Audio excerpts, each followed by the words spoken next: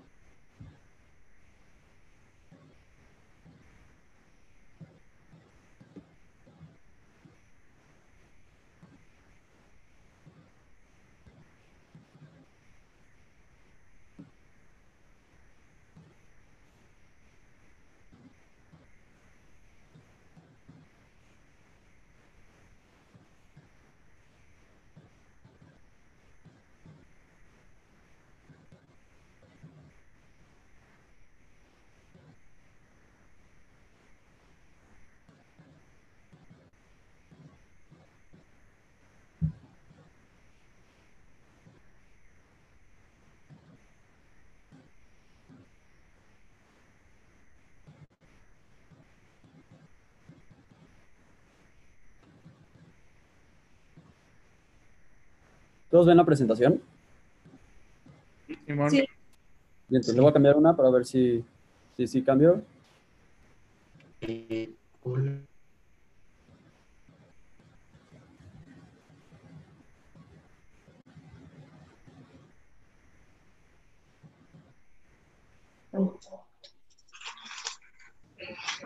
Mauro.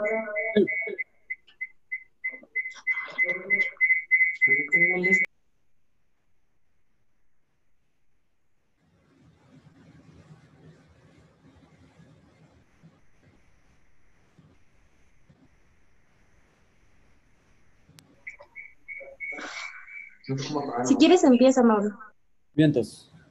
Bueno, buenos días. Hoy vamos a empezar con el tema de patología benigna de ovario. Me coordinó la clase la doctora María Flores.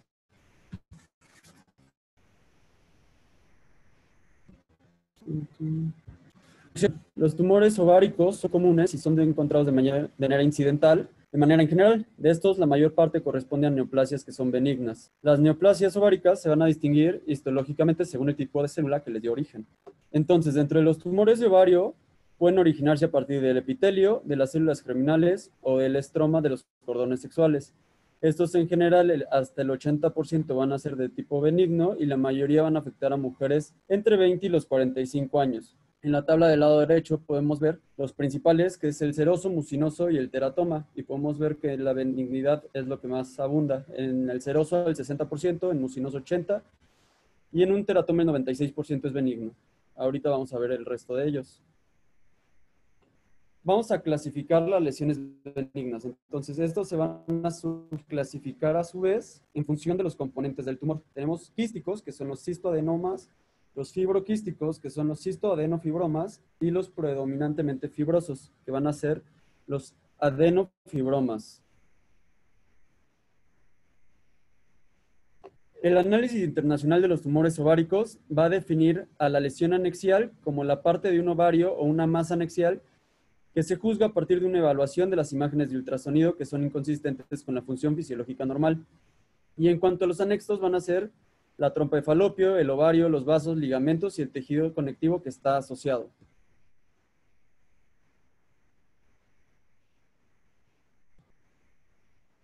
¿Cuáles son las principales causas de masas anexiales? Entonces, tenemos que dividir primero en cuanto a la edad. Tenemos por premenarca, tenemos que hay funcionales, inflamatorios y tumorales, siendo los más abundantes los funcionales, que sería el quiste funcional, ya sea folicular, hemorrágico del cuerpo lúteo, y de las inflamatorias, una enfermedad pélvica inflamatoria o un endometrioma, y en tumorales, los tumores de células germinales. En cuanto a la edad reproductiva, siguen abundando más los funcionales, que sería el quiste funcional, pero también dentro de las inflamatorias tenemos la enfermedad pélvica inflamatoria, endometrioma, quistes paratubarios, hidrosalpinx, torsión de ovario, absceso tubovárico y un embarazo ectópico que siempre hay que descartar. Tumorales, tenemos un tumor epitelial y los fibromas uterinos. Y en cuanto a la posmenopausia, los funcionales y las inflamatorias son las causas menos frecuentes, y entonces aquí lo que más abunda son las causas tumorales, que serían los tumores intestinales, los metástasis o tumores epiteliales. Tenemos que realizar un abordaje inicial, y nuestro objetivo principal va a ser siempre descartar la malignidad y definir el tratamiento, ya que el cáncer de ovario es la neoplasia maligna más letal, con una supervivencia general a 5 años del menos del 40%. Ahora debemos hacer una historia clínica, tomar en cuenta los factores de riesgo, la edad, la exploración física, los hallazgos de ultrasonido de un ultrasonido transvaginal y Doppler, ya que estos nos va a hacer una predicción de malignidad, y los marcadores tumorales. Con esto vamos a tener entonces un índice de riesgo de malignidad. Este índice de riesgo fue descrito en 1990 por Jacobs y va a identificar a pacientes con alto riesgo de cáncer de ovario. Entonces, para sacarlo se utiliza el CA-125, el ultrasonido, que son 5, que va a ser el quiste multilocular, la presencia de áreas sólidas, lesiones bilaterales, presencia de ascitis o presencia de metástasis intraabdominales. Y el estado menopáusico, si la paciente está premenopáusica o postmenopáusica. Y se van a multiplicar. Tenemos que hay dos descritos, el tipo 1 y el tipo 2. Entonces, en el tipo 1 fue el primero que fue descrito, tiene una sensibilidad del 74 al 80% y una especificidad del 89 al 92%.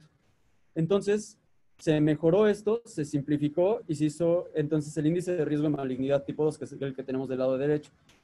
Aumentó la sensibilidad del 74 al 80 a un 85.4 y de una especificidad hasta el 96.9. Y entonces el tipo 2 es el que se usa en la actualidad y es más fácil de usar y es más reproducible. Entonces tenemos que si hay una característica en el ultrasonido va a ser un punto, y si tenemos 2 o más características ya se le da 4 puntos. Si la paciente está premenopáusica es un punto y en postmenopáusica es 4 puntos. Entonces nos vamos como el ejemplo que aquí tenemos abajo. Una paciente con un quiste multilocular con áreas sólidas con ascitis, con un CA-125 de 100 y tomando en cuenta entonces el índice de riesgo de malignidad tipo 2, se va a hacer un 4 por 4 por 100 y tendremos 1600 puntos. Y el valor de corte van a ser los 200. A partir de 200, esto ya es un alto riesgo de malignidad.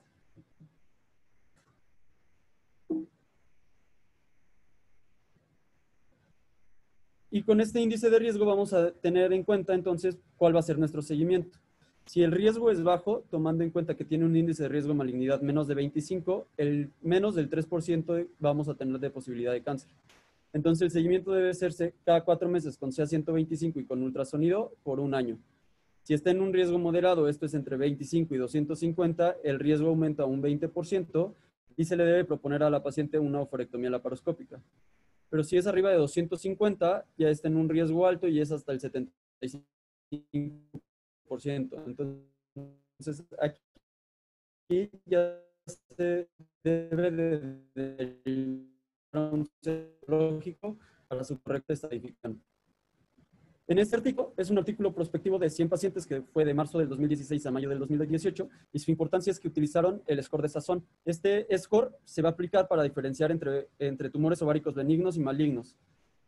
Y el objetivo fue evaluar la eficiencia del ultrasonido en masas anexiales y correlacionarlas con los resultados de histopatología. Y se demostró que este score tiene una sensibilidad del 96.3, una especificidad del 95.9, con un valor predictivo de 89.7. Para realizar este score se toman cuatro variables. Entonces, se toma la estructura de la pared interna, el grosor, los tabiques y la ecogenicidad. Tenemos como puntaje máximo 15 y un puntaje mínimo que va a ser de 4. y el punto de corte va a ser 9, como vamos a ver a continuación. Entonces, para este estudio se vio que, bueno, el grupo de muestra, el 62% fue de una edad entre 26 y 45 años. Las características principales por las que acudieron fue por un dolor, por una masa palpable o por dolor. Se demostró, ya que se estudió, que el anexo derecho fue el que estuvo más involucrado en un 86%, y en cuanto a tamaño se evidenció que de 5 a 9 centímetros nos hablaba de una patología benigna, pero pasando los 10 centímetros, de los 10 a más de 15, tenemos cerca de un 93%. Entonces el tamaño también es un factor considerable para riesgo de malignidad. Y entonces aquí, como les mencionaba, el punto de corte es el 9. Si podemos ver en la tabla del lado izquierdo, tumores con un score de Sazón menos de 9 nos habla de una patología benigna, pero si es de 9 o mayor, van a ser malignos. Y entonces con esto sacamos los factores de riesgo para malignidad por este ultrasonido de Sazón, que es un tamaño más de 10 centímetros, un grosor de pared más de 3, áreas sólidas en su interior, en la ecogenicidad de tipo mixto, y se demostró que los septos no tienen una relevancia con la malignidad.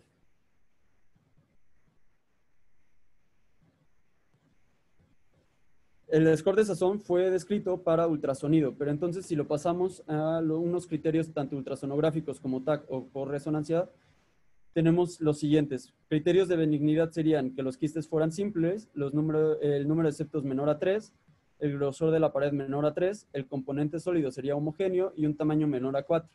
Y para considerarlos malignos, una proyección papilar de los quistes, septos mayores a 3, el grosor de la pared mayor a 3, el componente sólido sea heterogéneo con necrosis o hemorragia y un tamaño mayor o igual a 4.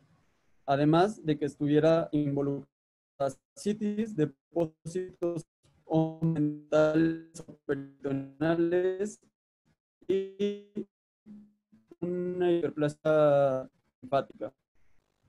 Tenemos otros criterios, como son los IOTA-ADNEX. Este es un modelo computarizado en donde va a combinar 3 predictores clínicos y 6 de ultrasonidos. Y con este vamos a poder clasificarlo en 6, tanto en maligno, benigno, limítrofe, invasivo estadio 1, invasivo estadio 2 a 4, o tumores anexiales metastásicos secundarios.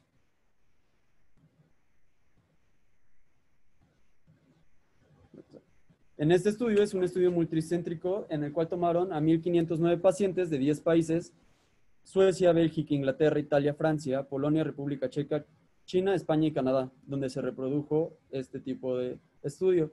Y entonces las características clínicas que evalúan son 3, como vimos: es edad, los niveles séricos de CA125 y el tipo de centro donde se llevó el estudio, ya sea un centro oncológico o un centro de referencia terciario con unidad de oncología ginecológica específica. Y en cuanto a las características del ultrasonido, tenemos el diámetro máximo de la lesión, la proporción del tejido sólido, que este se saca a partir del diámetro máximo del componente sólido más grande, dividido entre el diámetro máximo de la lesión. Más de 10 lóbulos por quiste, un número de proyecciones papilares, ya sea 0, 1, 2, 3 o más de 3, sombras acústicas en su interior y la presencia de ascitis.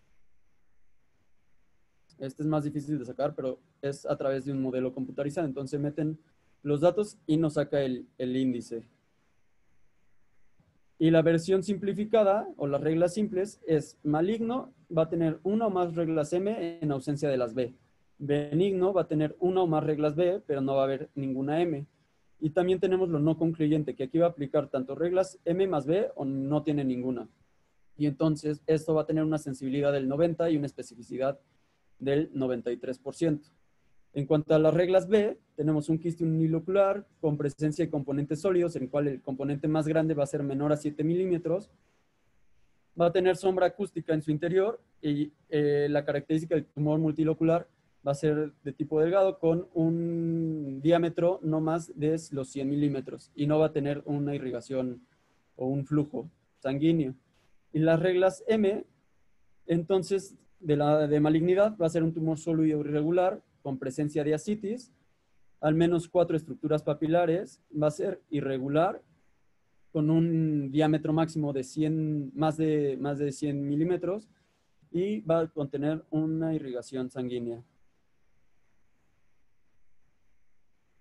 Y para esquematizar, entonces tenemos el manejo de patología ovárica en niñas.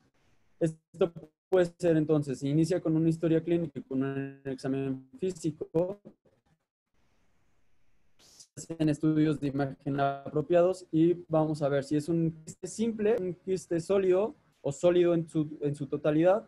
Se le hace resonancia magnética, marcadores tumorales séricos, ya sea 125, alfa-fetoproteína, LDH o gonadotropina coriónica. Y dependiendo de esos hallazgos, vamos a ver la malignidad. Si tiene bajo riesgo en malignidad, se hace una laparoscopía. Si tiene mayor riesgo en malignidad, se hace una laparotomía y ya se tendrían que ver los cortes congelados, si es un benigno, hablando de una cistectomía, o malignos para una osteotomía. Y tomando en cuenta mujeres premenopáusicas, entonces, un tamaño menos de 10 centímetros, que sea móvil, de tipo quístico, unilateral y no tenga evidencia de ascitis, se le tiene que hacer observación a 4 a 6 semanas. Esto es porque puede reducir su tamaño e incluso desaparecer. Y entonces, si esto pasa, nada más se le da seguimiento. Si la masa persiste o incrementa su tamaño, se tiene que hacer una exploración quirúrgica, al igual que son las indicaciones, un tamaño mayor a 10 centímetros, que sea sólido, que esté fijo, bilateral y que tenga ascitis.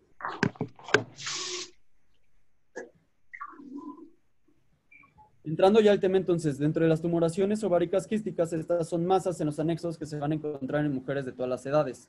La mayor parte de estos tumores son benignos y además de los malignos van a ser todos de naturaleza quística. La incidencia es del 5 al 15% de las mujeres y la prevalencia son edades del 20 al 40% y va a ser del 6.6%.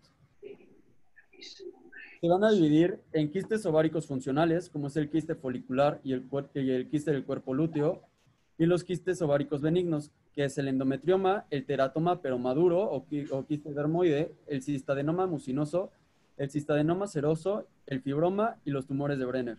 Y el resto ya es la patología maligna, que ya la vimos en la clase anterior con Mike. Entonces, los quistes simples menores a 10 centímetros se resuelven casi siempre de manera espontánea, por eso hay que darle seguimiento a las 4 a 6 semanas. La principal característica que va a determinar su patogenia va a ser la angiogénesis. Este es un componente que va a ser esencial tanto en una fase folicular como en la fase lútea.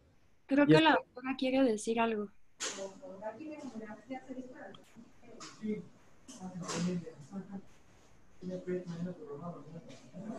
Doctora.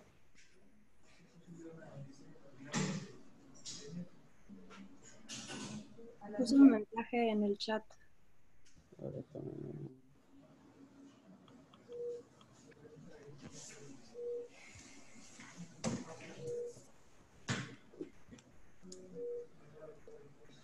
Sí, doctora.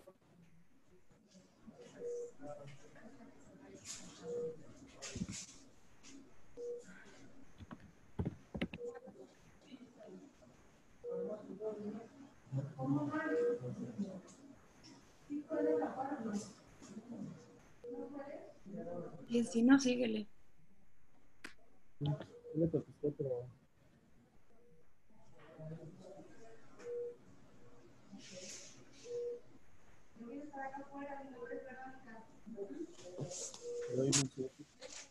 Regrese a los...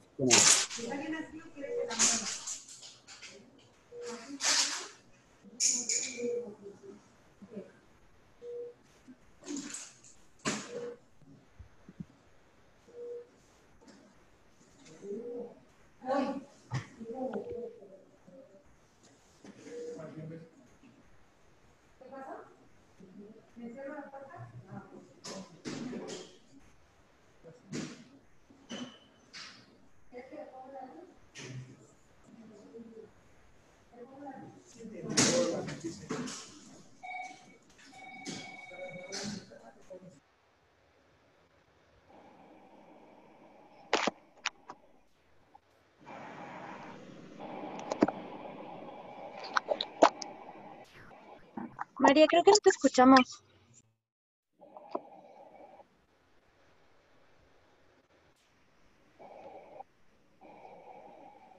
¿O alguien escucha algo? Yo no estoy escuchando nada. No, yo tampoco, Clau. O sea, tiene su micrófono prendido, pero no se escucha nada.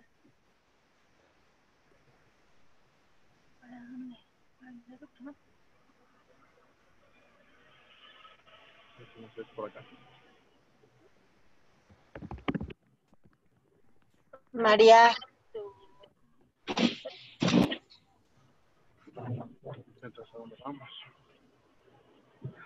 No sé por qué. Mira, lo que planeaba ahorita es pasarme tantito al hospital, no a bajarme ni nada, sino estar pendientes por si Mauro no sale de la clase. Florencia, ¿puedes apagar tu micrófono?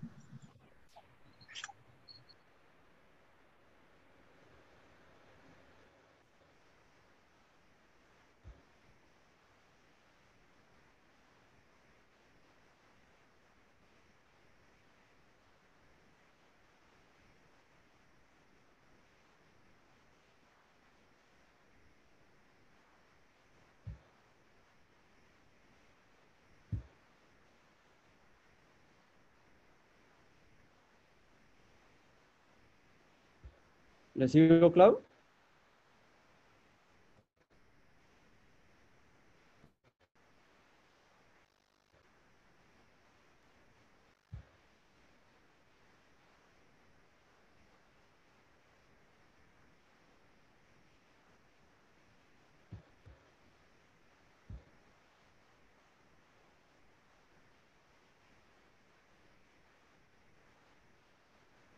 Oye, Clau, de hecho creo que ya se salió.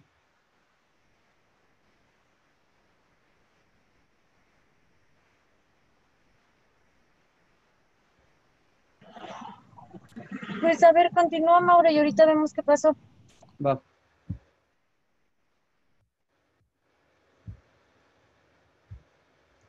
Entonces, en general, como un cuadro clínico, la mayoría de estas pacientes van a estar asintomáticas. Va a haber dolor y sensación vaga de presión o pesantez, y tenemos que identificar las características del dolor, ya sea sordo o intenso de inicio súbito y agudo en la parte inferior del abdomen, si es constante o si es intermitente, ya que esto nos puede hablar también de diagnósticos diferenciales. Por ejemplo, un dolor cíclico con menstruación nos hablaría de una endometriosis, de un endometrioma. Si es intermitente, puede ser el inicio de una torsión ovárica. Si es de forma aguda e intenso, esto ya nos habla más de una torsión con compromiso vascular o de la rotura del quiste. Otros componentes que nos pueden acompañar, la sensación de plenitud, de edema, de distensión abdominal, irregularidad menstrual, cambio en la frecuencia o facilidad para iniciar la micción y la dificultad para tener defecaciones. Ya sé.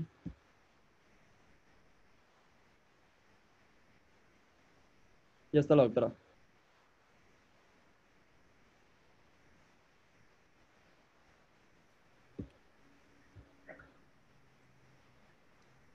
Listo, doctora.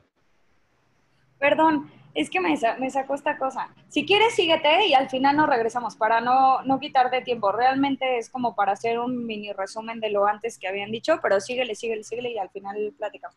Va. Entonces, el diagnóstico se va a dar por una exploración física. Esto tiene muy baja sensibilidad y el ultrasonido transvaginal. Esto es casi gold estándar. Entonces, aquí vamos a ver cualquier folículo ovárico mayor a 2 centímetros. Y podemos ver si son simples, que van a ser uniloculares, una pared delgada, uniforme, que rodea a una sola cavidad. No va a tener estructuras ecogénicas en su interior. Y los complejos, que estos son lo contrario, múltiples cavidades, pared engrosada, proyecciones hacia la luz o en la superficie o anormalidades dentro del quiste. En cuanto al manejo, los quistes simples de más de 5 centímetros se le debe de dar seguimiento anual con ultrasonido. Quistes simples de más de 7 o que persistan deben considerarse para un tratamiento quirúrgico. Hacer el índice de riesgo de malignidad, que ya lo habíamos mencionado antes, y esto no se debe considerar la aspiración del quiste nunca. En cuanto a los quistes ováricos funcionales, van a ser dos, los foliculares y los quistes del cuerpo lúteo. Estos se originan a partir de la falta de la rotura de los folículos de Graf o por folículos que se vuelven a sellar después de romperse. Estos están generados normalmente por una disfunción hormonal vinculada a la ovulación.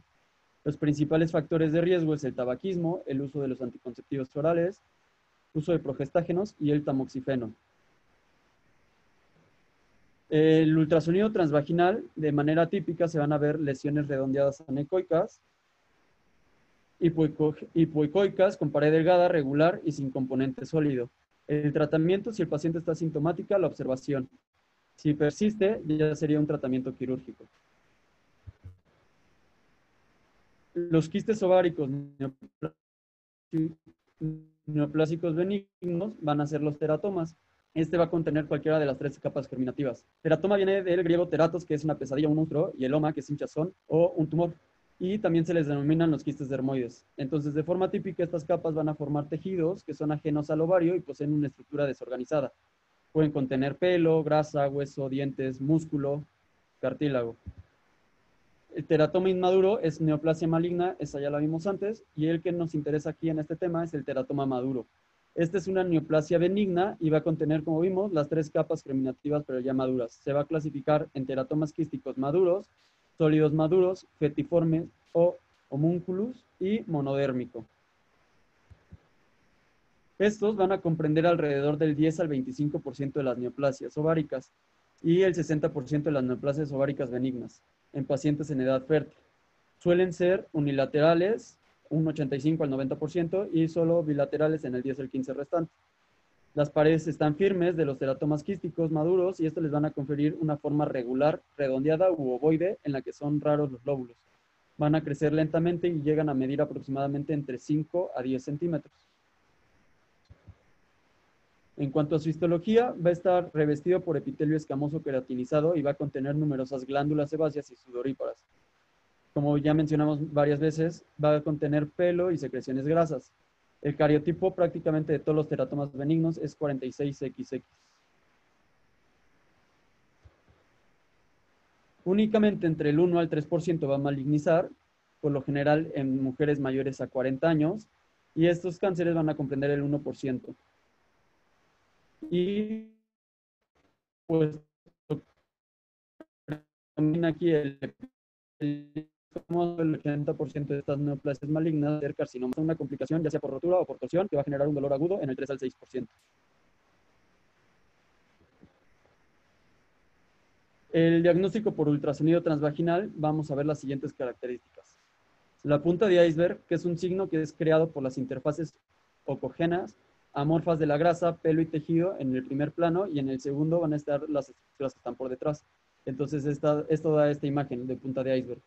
Los niveles grasa líquido o pelo líquido, el pelo y la protuberancia de Rokitansky. Está el corte con el ultrasonido, la mayor parte de los quistes no está tabicada y entonces va a contener un crecimiento circunscrita que va a sobresalir hacia la cavidad y le va a dar esta forma. También está denominada tapón dermoide, apófisis dermoide, pezón dermoide o rodimiento embrionario. El tamaño va de 1 a 4 centímetros, se va a ver hiperecoico y va a formar un ángulo recto con la pared del quiste. Puede estar ausente o incluso puede ser múltiple. Como complicaciones, el 15% de estos va a sufrir una torsión y la rotura es bastante rara, menos del 1%. El tratamiento va a ser ablación quirúrgica, esto va a ofrecer el tratamiento definitivo, va a aliviar los síntomas, va a evitar la torsión, la rotura y la degeneración maligna del mismo. Tenemos al estroma ovari, que son tumores de estroma raros, son dermoides con tejido tiroideo exclusivamente o en mayor componente. Este tejido tiroideo puede ser funcional, entonces son tumores benignos, pero pueden malignizarse, pueden dar metástasis también. Y el tratamiento con yodo 131 va a ser utilizado en caso del carcinoma tiroideo primario. En cuanto al cistoadenoma seroso, este es el más frecuente que los mucinosos. Generalmente están asintomáticos y son predominantemente quísticos, de pared delgada y de contenido acuoso. Va a tener proyecciones papilares, el 10% son bilaterales y estos son los que pueden elevar el CA125.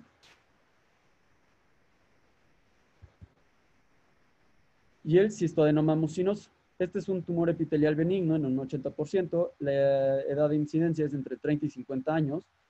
Estos pueden alcanzar gran tamaño, más de 30 centímetros y se han descrito unos hasta de 110 kilos. Generalmente son unilaterales y multiloculares, va a ser bilateral del 2 al 5%, van a producir mucina, va a elevar el CA19-9 y el tratamiento va a ser una cistectomía laparoscópica. La complicación de la ruptura va a ser un pseudomixoma peritoneal, ya que son productores de mucina, va a generar una citis mucinosa extensa secundaria.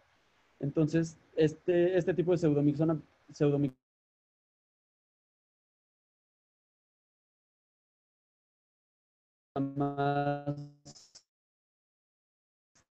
se ve más como consecuencia de una obstrucción intestinal. El endometrioma. Estos pueden ser únicos o múltiples con adherencias a superficie o pueden ser bilaterales. Los implantes ováricos van a ser de color azul-negro de 1 a 5 milímetros con un diámetro de hasta 15 a 20 centímetros. Van a ser multiloculados. En su interior van a tener un líquido espeso color chocolate y en la histología va a haber glándulas endometriales y estroma que va a contener grandes células fagocíticas con hemosiderina. La tríada clásica es dismenorrea, infertilidad y dolor pélvico. El diagnóstico es por ultrasonido transvaginal, en el cual va a haber una ecogenicidad uniforme, vamos a ver la de tipo de vidrio despulido, el flujo sanguíneo va a estar detectable, va a haber una reducción de movilidad ovárica o va a estar fijo, puede tener hidrosalpingo, adherencias en saco de Douglas o nódulos endometriosos. Observar los quistes achocolatados. Estos también pueden elevarse a 125. Y el tratamiento es con analgesia, anticonceptivos orales, progestágenos o agonistas de la hormona liberadora gonadotropina y quirúrgico. Hablando de manera general, el tratamiento, la mayor parte de los quistes simples no va a requerir tratamiento, únicamente observación entre 4 o 6 semanas y reevaluarlos. Las indicaciones quirúrgicas es un quiste ovárico simple persistente mayor a 5 centímetros, quistes complejos, todos, presencia de síntomas graves de endometriosis, torsión, rotura o una hemorragia activa. Y el objetivo quirúrgico va a ser confirmar el diagnóstico, descartar la malignidad totalmente, realizar lavado peritoneal para estudios citológicos. Dentro de los quirúrgicos vamos entonces a extirpar el quiste completo sin romperlo, obtener cortes por congelación y revisar la cavidad abdominal. En mujeres premenopáusicas hay que preservar los ovarios a menos si hay malignidad en un estudio transoperatorio. Y en pacientes posmenopáusicas hay que ofrecerles la oforectomía. En cuanto al endometrioma, el médico va a ser el objetivo es alcanzar el estado anovulatorio. Y en cuanto a lo quirúrgico, extirpar los endometriomas, ya sea por ablación o escisión de los implantes endometriales y la adherenciolisis. Y hablando de los fibromas, tecomas y fibrotecomas, estos van a representar únicamente el 4% de los tumores ováricos. La inmensa mayoría son benignos, más del 90%, masas unilaterales, sólidas, duras, de color blanco grisáceo. El fibroma está constituido por fibroblastos que están bien diferenciados. Y el tecoma son células fusiformes con gotas de lípidos. De estos, el 40% se van a asociar a citis y derrame pleural derecho, que sería el síndrome de Meigs.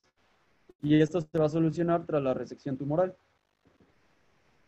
Para resumir las principales causas, entonces tenemos a los quistes funcionales o simples. El cuadro clínico va desde asintomático hasta ya con complicación. Es el más común. Por ultrasonido va a ser una pared delgada recubierta por una o más capas de células glandulosas y el líquido en su interior es color transparente. Como complicaciones, si se rompe puede ocasionar dolor agudo, muy intenso en los anexos, como es Mittelschmerz, a mitad de ciclo. El quiste del cuerpo lúteo, aquí también va del cuadro clínico, desde pacientes asintomáticas, si está muy grande puede haber torsión intermitente y los anticonceptivos van a prevenir su formación. Aquí va a haber presencia de líquido, sangre en el cuerpo lúteo después de la ovulación y estos casi nunca van a requerir una intervención quirúrgica. Y el quiste hemorrágico. Este es dolor en los anexos, una distensión rápida de la cápsula ovárica por la misma hemorragia. El dolor es muy intenso. Una ruptura de los vasos de pequeño calibre de la pared va a generar sangre al quiste, y se tiene que hacer un tratamiento quirúrgico si hay sangrado activo o inestabilidad hemodinámica. Tenemos que transfundir a la paciente. En cuanto al teratoma ovárico o quiste dermoide, este es un quiste complejo. Del 10 al 20% de todos los tumores ováricos va a tener las 3 capas germinales como ya lo mencionamos. Cabello, tejido endocrino, grasa, dientes, piel y músculo. La torsión se ve desde un 3.2 hasta un 16%. La transformación a malignidad es del 0.1 hasta el 2% y hay rotura, infección y anemia hemolítica. En este, como todos los complejos, tratamiento quirúrgico. Y el endometrioma, también complejo, la localización más frecuente es en el ovario que tiene endometriosis. El ovario crece con cavidades quísticas ocupadas por sangre y la complicación más frecuente es la torsión debido al tamaño y la rotura. En cuanto a la torsión, las principales sospechas son tumores dermoides, efecto de adherencias y embarazo. Esta torsión se da por el crecimiento ovárico más un aumento de la laxitud del tejido de soporte. El cuadro clínico, dolor intenso, súbito, unilateral, que va a empeorar intermitente en horas. Puede estar acompañado de náusea, vómito, fiebre, solamente en casos de una necrosis ovárica.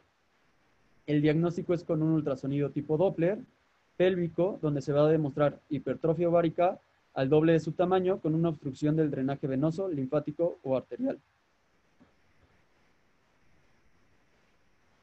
El tratamiento quirúrgico es una torsión ovárica simple, cistectomía ovárica y una posible oforopexia o una salpingoforectomía en caso de que la alteración vascular sea grave, tenga peritonitis o ya tenga una necrosis tisular.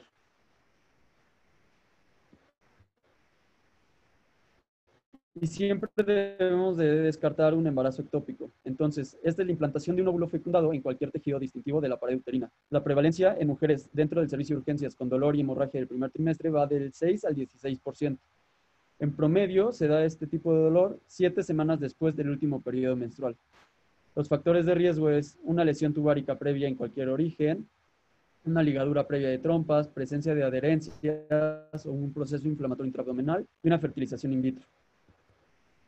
La localización más frecuente es la trompa de Falopio, pero también se puede ver en cervix, en útero, intraabdominal. El cuadro clínico va desde signos tempranos como un dolor hipogástrico, antemicción o defecación, sangrado transvaginal, o ya tardíos, un dolor intenso, una hemorragia interna. El diagnóstico siempre es sospecharlo en cualquier paciente femenino con dolor hipogástrico o sangrado inusual, con vida sexual activa y un resultado positivo de una prueba de embarazo.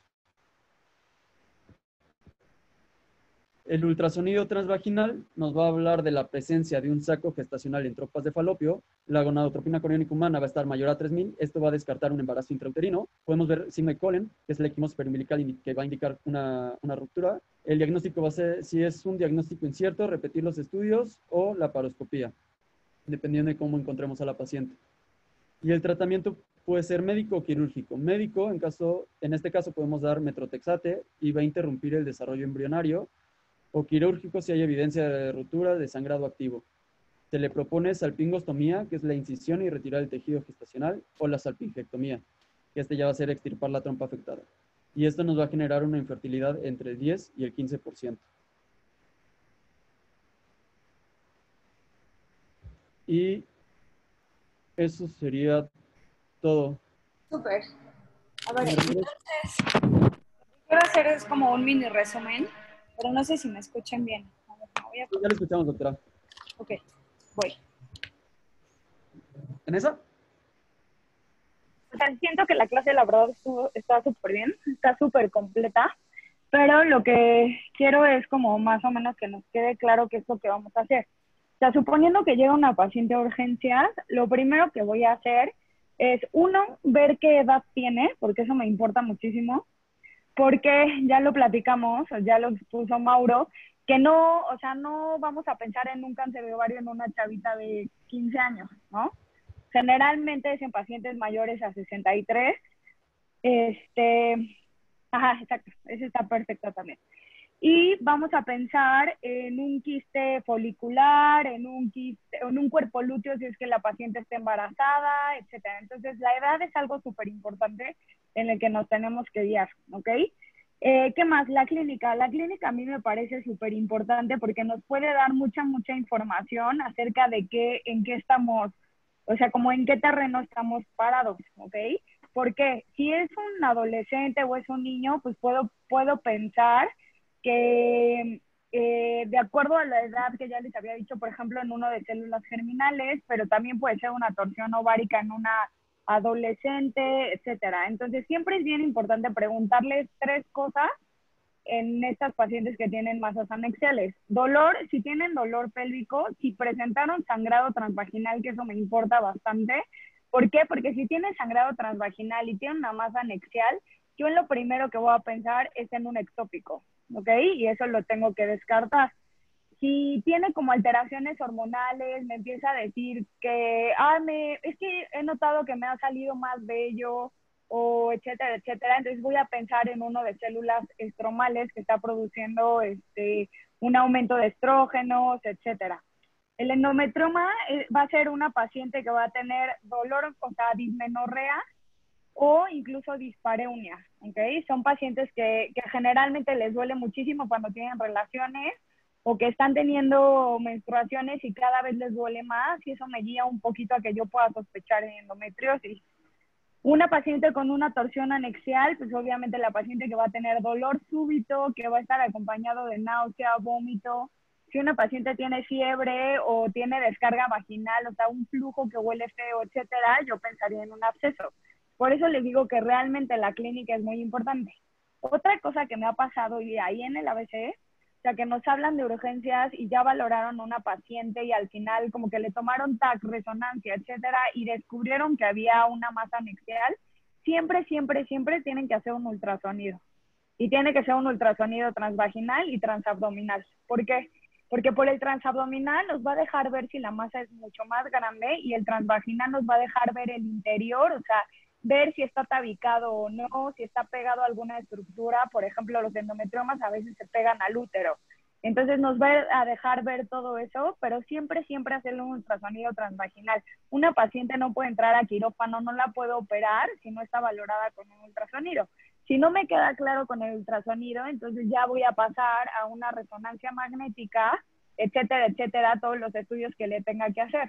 O sea, ya después le tomaré laboratorios, ¿no? Si pienso en algo más importante, le tomaré marcadores tumorales, etcétera, pero siempre con un ultrasonido, ¿ok? ¿Qué más les iba a decir? El quiste, ahora, quiste es importante que sepamos que podemos encontrar los quistes simplemente en la consulta y no quiere decir que sea algo que alarme ni que tenga que yo poner nerviosa a mi paciente ni nada. Si yo encuentro un quiste en la consulta, yo normalmente es lo que les digo a las pacientes, de 12 meses que menstrua, en 4 ocasiones vas a tener quistes. Y eso no quiere decir ni que te tengamos que operar, ni mucho menos. Vamos a valorar el tamaño del quiste, como Mauro lo mencionó, una masa mayor de 5 va a quirófano, ¿ok? Si fuera menor, nosotros les damos anticonceptivos y simplemente se tienen que reabsorber y solamente la citamos para un ultrasonido para el siguiente ciclo, y de ahí vemos si se resolvió o si no se resolvió. Podemos mandar otro ciclo de anticonceptivos, pero si ya con un segundo ciclo de anticonceptivos el quiste no se quitó, entonces automáticamente ahí sí va a quirófano independientemente del tamaño que tenga. ¿Ok? De cáncer de ovario, como habías dicho, o sea, los más frecuentes son los epiteliales y los mucinosos. La característica más importante es que crecen muy rápido. Entonces son las pacientes que te ven en una cita, que las ves bien y todo, y al mes tienen una bola gigante, 2 meses, una bola enorme. Entonces estamos pensando en un mucinoso. ¿Ok? No sé si tengan ahorita alguna duda de lo que vimos en la presentación, que yo creo que la verdad está bastante bien explicado, pero no sé si tengan alguna duda de, por ejemplo, en consulta o cómo las valoramos, etcétera. Es importante también que sepamos qué marcadores van a elevar dependiendo de qué tipo de tumor, de qué tumor o de masa anexial sea. ¿Ok? ¿Eso lo mencionaste? No me acuerdo. No, eso no lo mencioné. O sea, lo mencioné, No lo pero cada uno. Pero como tabla no lo puse. O sea, acuérdense que el antígeno carcinoembrionario, que es el principal, el CA125, que es el que vamos a medir, también lo puede elevar, como había dicho, los endometriomas. Alfa fetoproteína lo vamos a encontrar también en los tumores del seno endodérmico, del carcinoma embrionario, la gonadotropina coriónica humana en un coriocarcinoma ovárico, o puede ser también en un tumor mixto de células germinales, que se va a estar en las pacientes adolescentes, etcétera. La LDH en pacientes con disgerminoma y el CA199 va a estar elevado en el mucinoso. Entonces esto también nos va a ir ayudando poco a poco. No sé si tengan alguna duda de lo demás que dijo de la clase, del tamaño, etcétera.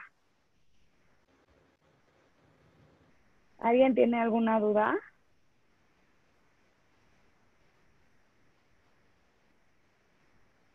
Creo que no. Creo que no, doctora. Yo una duda rápido. Si una paciente llega a urgencias con clínica de dolor y demás por un quiste hemorrágico roto, ¿solo se opera si está inestable o si tiene clínica de mucho dolor se mete a quirófano? No, sí, es que, o sea, esas pacientes con un quiste de ovario, un quiste hemorrágico roto, sí las metemos. No la puedes dejar porque el dolor que tienen es fuerte, porque aunque tenga poquito líquido, acuérdate que la sangre le va a irritar y eso es lo que le duele. Normalmente sí las metemos. Obviamente si está inestable definitivamente la metemos, pero en pacientes que, o sea, a mí me ha tocado que son quistes menores de 5 centímetros y que sí las tenemos que meter sobre todo por el dolor que tienen. O sea, ahí sí la verdad es individualizar a cada paciente.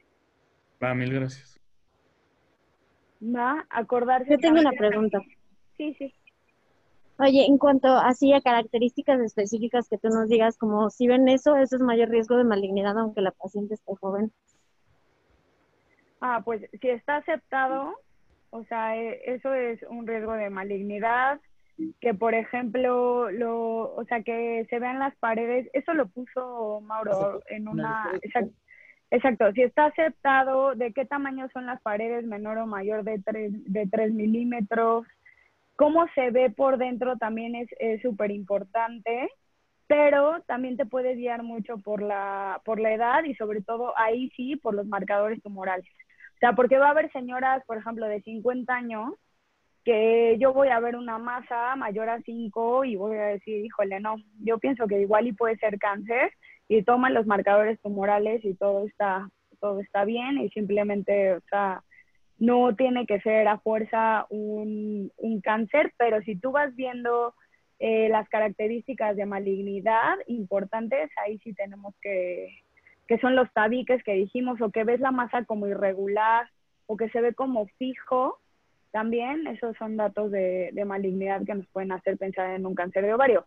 ¿Qué te voy a decir? La verdad, lamentablemente el cáncer de ovario, nosotros ya ya cuando llegan las pacientes con nosotros ya es un cáncer de ovario avanzado. ¿Por qué? Porque el cáncer de ovario no tiene una sintomatología tan específica como yo te podría decir para nosotros, o sea, un cáncer de mama o un cáncer cervicuterino que las pacientes sangran cuando tienen relaciones, etcétera.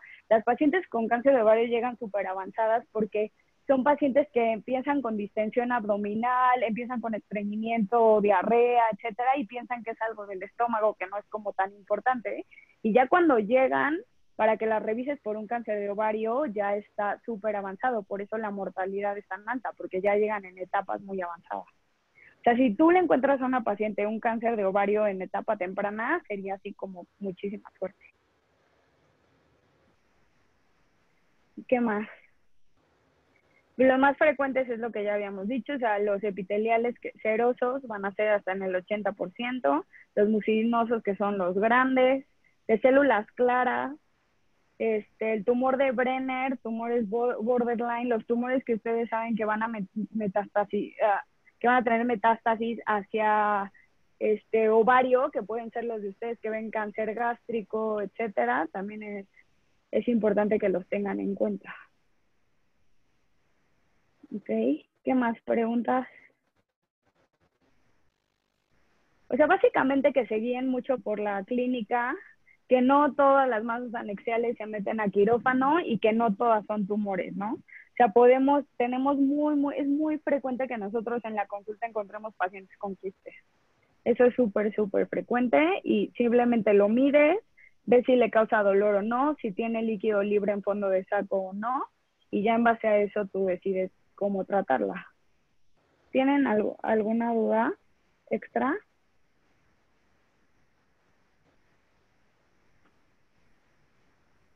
Creo que no, doctora. Ok, súper. Muy bien, Mauro. Sí me gustó tu clase. Muchísimas gracias. Está bien explicada. Que yo nada más hubiera empezado por quistes simples y ya al final hubiera hablado de cáncer de ovario, Ok, pero la verdad estuvo súper bien. ¿Ok? gracias, doctora. Súper a ustedes. Muchísimas gracias. Gracias. Muchas gracias, doctora. Mucho. Gracias por Esperen, no se olviden de hacerle por favor un ultrasonido transvaginal porque eso sí es súper importante y nos pasa muchísimo. O sea, llegamos y solo tiene TAC y nadie le hizo un ultrasonido transvaginal y eso es muy, muy importante. Por Va, gracias. Claro. Gracias. Cuídense. Bye. Adiós, amigos. Bye.